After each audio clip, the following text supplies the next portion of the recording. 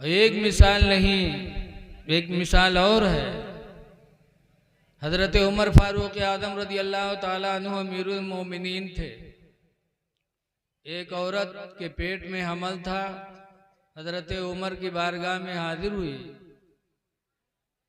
और कहने लगी, है अमीरुल मोमिनीन, मेरे पेट में जो बच्चा है ज़िना का है, मुझसे ज़िना हो गया, हमल ठहर गया है। अमीरुल मोमिनीन, मैं चाहती हूँ कि इस गुनाह से अल्लाह ताला मुझे बरी फरमा दे। मैं माफी मांगता हूँ, अल्लाह से तौबा करना चाहता हूँ। ये दुआ है।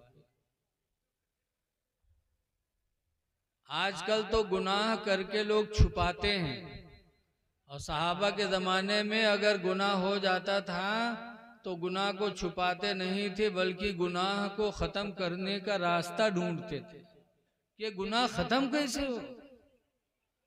उस औरत ने कहा, अमीरुल मोमिनीन, मैं आपके बारगाह में आई हूँ, इस गुनाह से मैं कैसे पाक हूँ। तो हजरत उमर रदी अल्लाह अन्हु ने अल्लाह का एक हुक्म सुनाया। उन्होंने सुनाया, कहा सुनो, अल्लाह का फरमान है, अश्शैखतो वश्शैखो, शादीशुदा औरत और शादीशुदा मर्द, शादी होने के बाद अगर कोई ज़िना में पकड़ जाए, शादी से पहले ज़िना में पकड़ा जाए, तो कुरान कहता है, ज़ानियत वज़्ज़ानी फजलिदू कुल्ल वाहिदिम मिनहुमा मियता जल्दा, कि ज़िना कराने वाली, ज़िना करने वाले अगर शादी से पहले मिले तो उनको 100 कोड़ा मारो, और अगर शादी के बाद ज़िना हो जाए, जैसे बहुत से मनहूस है, घरे मेहर हुआ है, दूसरे घरे परे रहा था, इतने बड़े बेगैरत होते हैं, उनको कोई हया शर्म नहीं।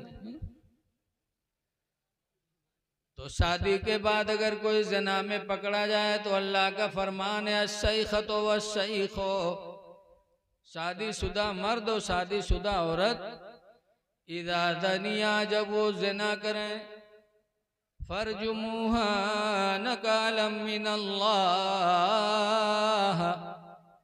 तो उन दोनों को पत्थर मार मार के मार डालो, नकालम मिनल्लाह, अल्लाह ताला की तरफ से यही सजा है। औरत की शादी हो गई, फिर दूसरे से ज़िना करा लिया, मर्द की शादी हो गई, फिर किसी दूसरी औरत से ज़िना कर लिया। तो कुरान कहता, अल्लाह का हुक्म है, ये आयत मंसूख हो गई, इसकी तिलावत, लेकिन हुक्म आज भी बाकी है, सहाबा के ज़माने में भी बाकी था।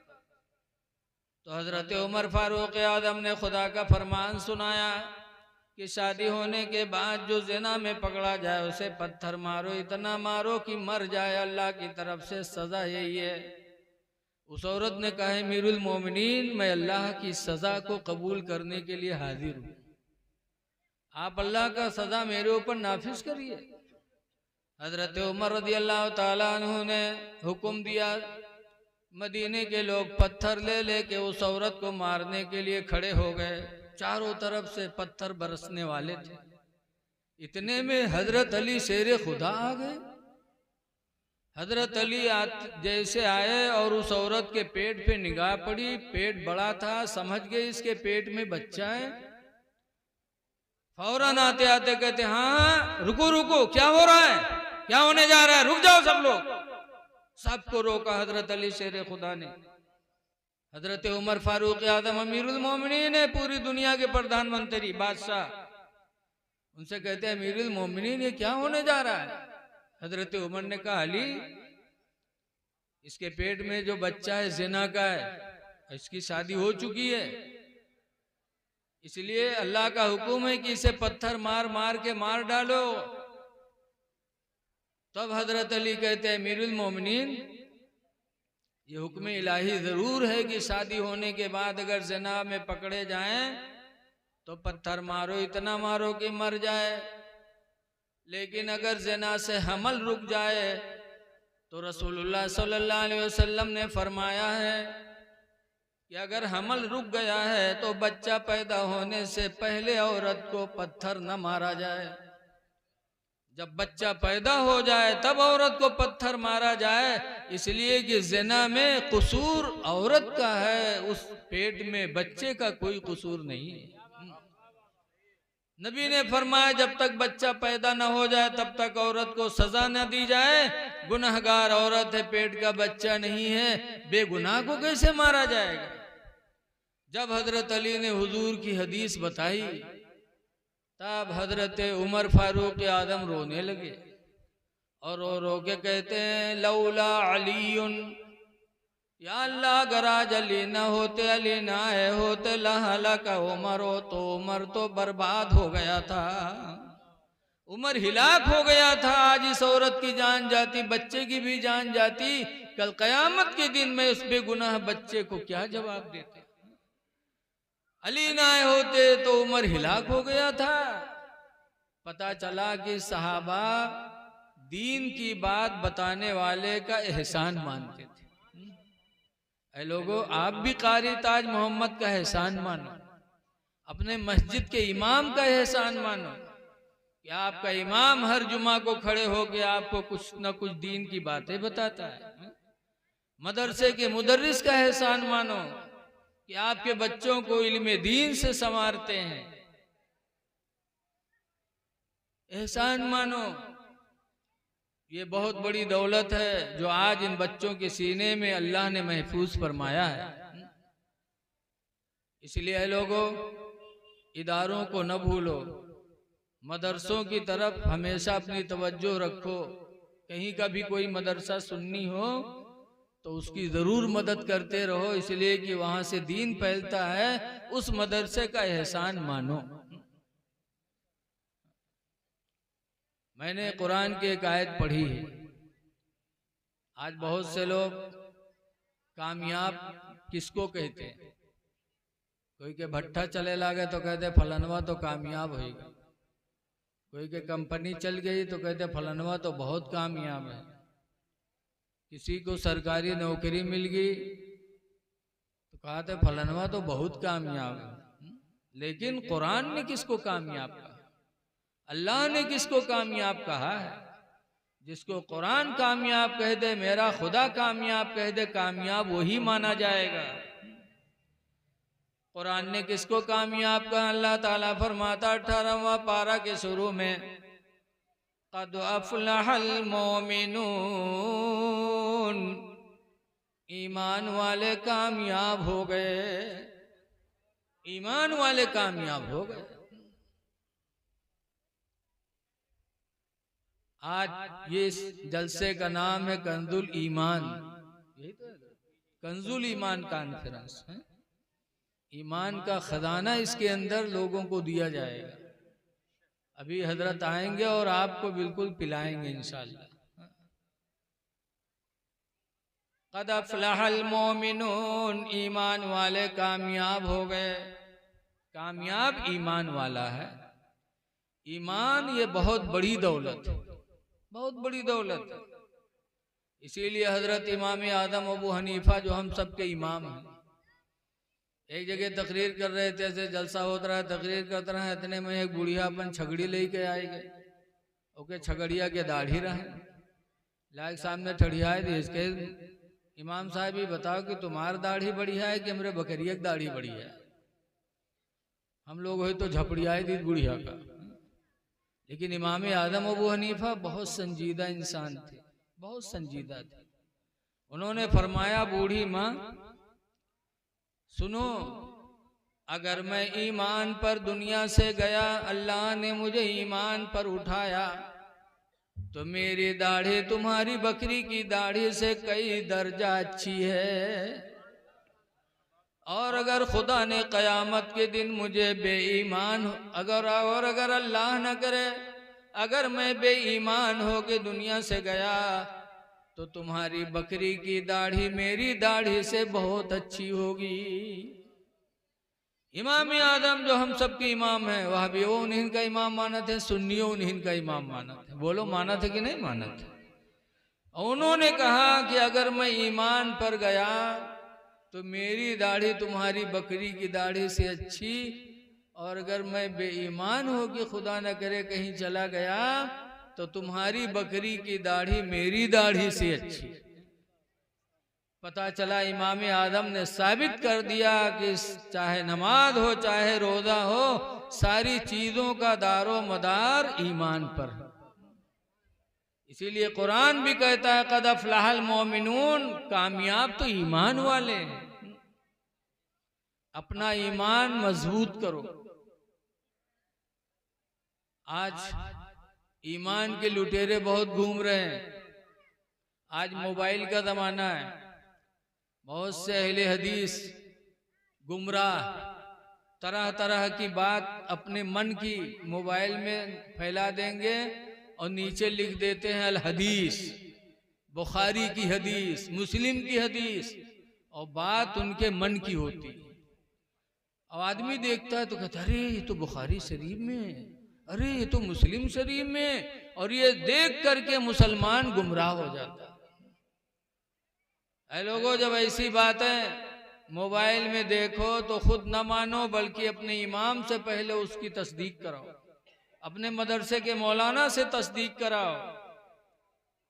ये जमाना बड़ा पुरफतन जमाना है, इसलिए अल्लाह ताला इस दौर के फितनों से हमको आपको बचा ले तो बहुत बड़ी बात है।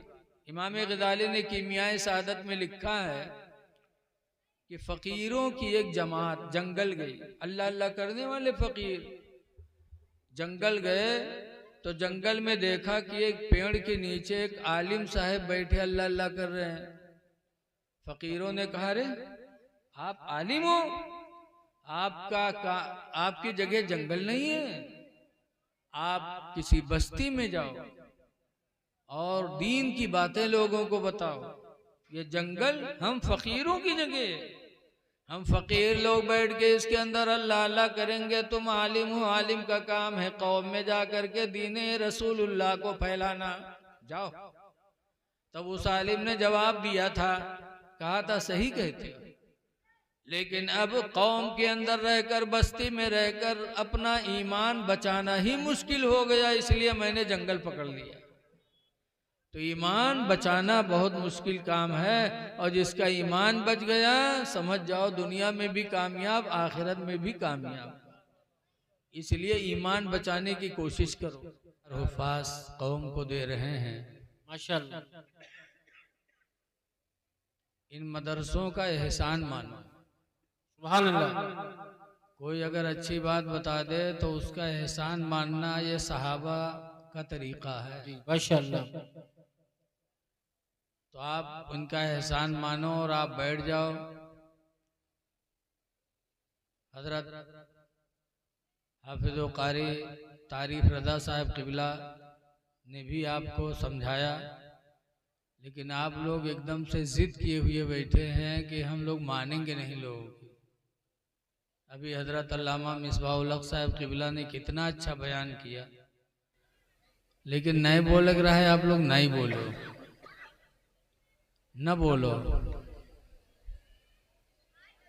थोड़ी देर सुनो। मेरे बाद इंशाअल्लाह बहुत बड़ी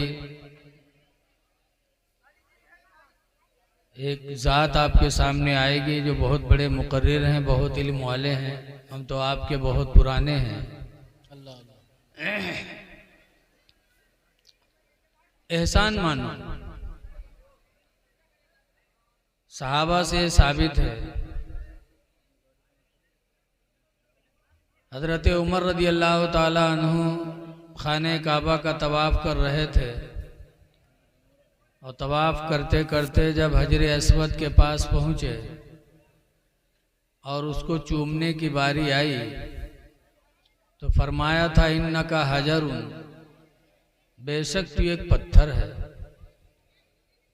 ला तदर्रो वला तनफ़अ, तू किसी को नुकसान नहीं पहुंचा सकता और न किसी को फायदा दे सकता। जैसे कहा वैसे हजरत अली शेर खुदा मौजूद थे, उन्होंने टोक दिया, जबकि वो अमीरुल मोमिनीन थे। हजरत अली ने टोक दिया कि ऐ अमीरुल मोमिनीन, आप कैसे कह रहे हो कि हजर अस्वद किसी को फायदा नहीं दे सकता, किसी को नुकसान नहीं दे सकता।